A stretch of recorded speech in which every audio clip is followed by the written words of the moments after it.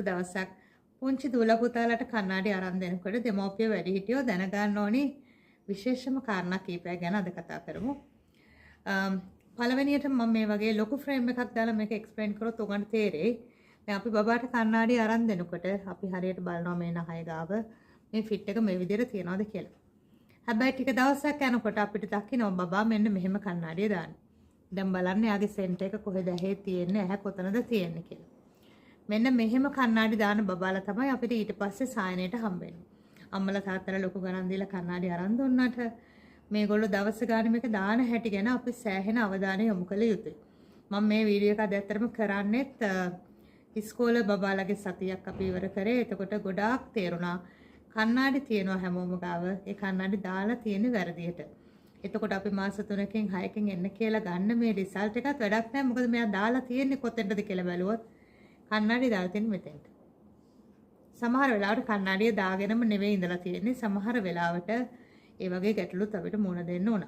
දැන් මම කියලා දෙන්නම් කණ්ණාඩියක් බබෙකුට තෝරනකොට ඔබ දැනගත යුතුම කරුණු 3. විශේෂයෙන්ම මේ බබාලගේ ෆ්‍රේම් එකක් මම ගත්තේ. මේකේ හරිම වැදගත් තැනක් තමයි මේ නෝස් බ්‍රිජ් එක තියෙන තැන. ගොඩාක් බබාලගේ මෙතනින් නහය හැදිලා නැති නිසා කොහොම කරත් කණ්ණාඩිය ලෙන්ස් එක දැම්මහම බර වැඩි කමට පහළට එනවා. එතකොට ඒ වගේ බබාලට ඇත්තටම මේ වගේ නෝස් පෑඩ් එකක් තියෙන පුංචි කණ්ණාඩියක් තෝරන එක දෙමව්පියන්ට සුදුසුයි. මොකද මේ නෝස් පෑඩ් එක නිසා චුට්ටක් මෙහෙම ඇඩ්ජස්ට් කරලා හරි මෙතන රඳවන්න හැකියාව තියෙනවා. එතකොට මේ පොඩි ඒගොල්ලෝගේ කණ්ණාඩි තෝරනකොට මේ වගේ මුලින්ම බලන්න මේ නෝස් බ්‍රිජ් එක බබාට ගැලපෙනවද කියලා. බ්‍රිජ් එකකට යනවද නැත්නම් ඒ කියන්නේ මේ වගේ ෆ්ලැට් එකකට යනවද නැත්නම් නෝස් පෑඩ්ස් තියෙන එකට යනවද කියන එක ඔයගොල්ලන් බලන්න ඕනේ. දෙවෙනි කාරණාව තමයි මෙන්න මේ ලෙන්ත් එක. මේක හරීම වැදගත්. සමහර වෙලාවට දැන් තියෙන ලොකු ට්‍රෙන්ඩ් එක කියලා ගොඩක් බබාලා තාසයි ලොකු කණ්ණාඩි දාන්න. එතකොට ලොකු කණ්ණාඩියක් ගන්නකොට ෆ්‍රේම් එකක් ඒ ලොකු ෆ්‍රේම් එකේ මේ ලෙන්ත් එකත් ලොකුයි. බබාට මේ මෙතන ඉඳලා මෙතෙන්ට තියෙන දුරට වඩා වැඩි.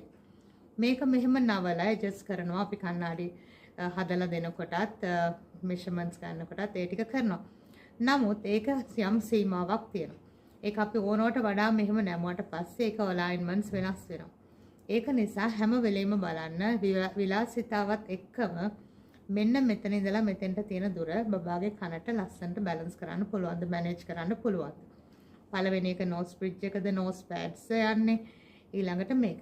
ඊළඟට ගොඩාක්ම ඉම්පෝටන්ට් දේ තමයි මේ මම මේක නැතුව ඔයාලට ටිකක් මේ වගේ පාට ෆ්‍රේම් එකක